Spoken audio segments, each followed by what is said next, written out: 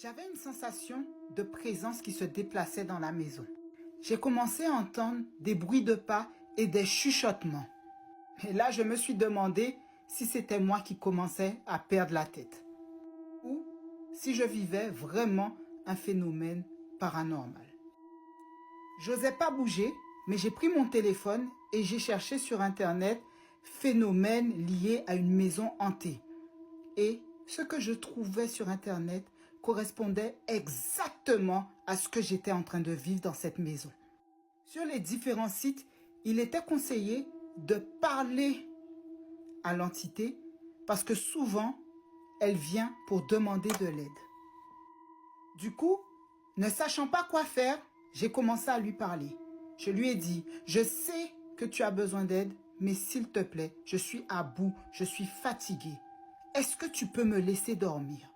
Et tout d'un coup, j'entends un grand boum dans la maison, comme pour me dire qu'elle acceptait ce que je lui avais dit.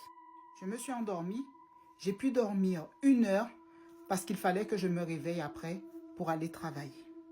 Je me suis réveillée donc et en prenant ma douche, j'entends une ampoule éclater dans le salon.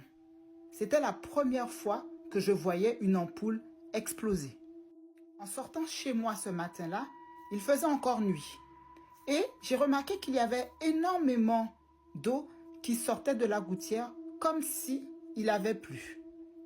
Sauf que, en arrivant en bas de ma rue, tout était sec. Aucune voiture n'était mouillée. Il n'y avait pas l'ombre d'une trace de pluie.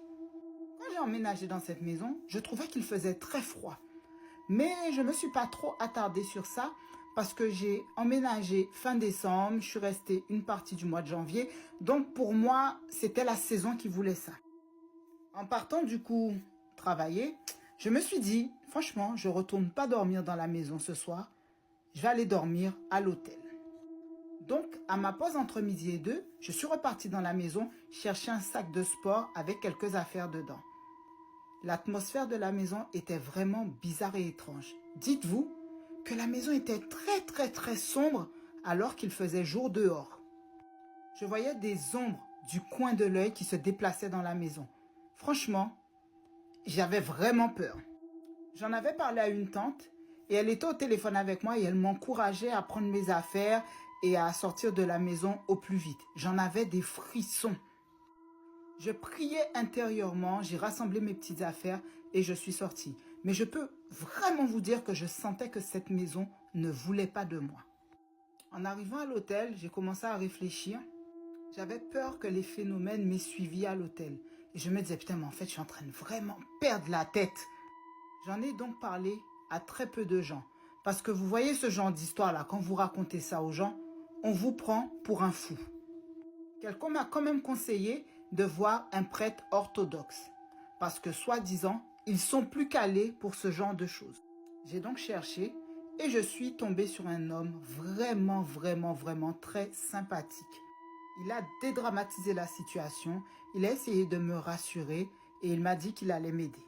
Il m'a dit qu'aux Antilles, ce sont des choses qui arrivaient fréquemment et que je ne devais pas avoir peur. Il m'a donné des choses à faire pour calmer les phénomènes. Et, à la fin, il m'a dit que si je n'étais pas prêt à faire tous les rituels qu'il allait me donner, qu'il vaudrait mieux pour moi que je quitte cette maison. Eh bien les amis, c'est ce que j'ai fait. Une amie m'a hébergé pendant 10 jours et j'ai fini par trouver un appartement. Durant la période où j'étais chez mon ami, il fallait quand même que je retourne dans la maison. Je brûlais de l'encens et je préparais mes affaires pour pouvoir déménager à nouveau. Quand j'étais là-bas et que je me déplaçais dans la maison, dans le faux plafond, la chose, l'entité, l'esprit me suivait. Je l'entendais faire exactement le même trajet que moi quand je me déplaçais dans la maison. J'y allais la journée parce que j'avais moins peur. Quand je passais d'une chambre à l'autre, ça toquait dans les murs comme quelqu'un qui frappait à la porte. Des amis m'ont aidé à déménager et l'un d'entre eux m'a demandé pourquoi je déménageais. Je lui ai juste répondu de ne jamais venir habiter dans cette maison. Et de là, il me raconte que lorsqu'il était petit, il venait jouer sur ce terrain et que lorsqu'il venait jouer sur ce terrain, il lui est arrivé pas mal de phénomènes paranormaux.